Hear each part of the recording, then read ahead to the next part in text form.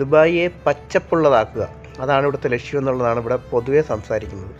ദുബായിൽ ഇടയ്ക്കിടയ്ക്ക് മഴ പെയ്യാറുണ്ട്, അവർ പെയ്യിക്കാറുണ്ട്, നല്ല ക്ലൈമറ്റ് കൊടുക്കാറുണ്ട് ഫോറിനേഴ്സിനെ അട്രാക്റ്റ് ചെയ്യാനായിട്ട്. അവർ അത്രയും നല്ല രീതിയിൽ കുറേ കാര്യങ്ങൾ ചെയ്യാറുണ്ട്. മരങ്ങൾ വെച്ച് പിടിപ്പിക്കുന്നുണ്ട്, അതിനെ തളർത്ത് കൊണ്ടുപോകാനായിട്ടുള്ള ശ്രമങ്ങളുണ്ട്.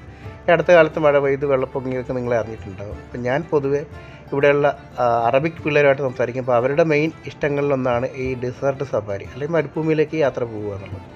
അപ്പോൾ അവിടെയൊക്കെ അവർ പറഞ്ഞത് ഇപ്പോൾ പച്ചപ്പായി, ഈ മഴ പെയ്തുകൊണ്ട് തന്നെ അവിടെ കളർഫുള്ളായി, മരുഭൂമി എന്നുള്ളതൊക്കെ മാറി തുടങ്ങി. ഇപ്പോൾ ഇതിൽ കാണുന്ന നിങ്ങൾ ഈ കാണുന്ന സ്ഥലങ്ങൾ, ഇപ്പോൾ ഒട്ടകങ്ങൾ അവിടെ നിന്ന് മേയുന്നത് കാണാം.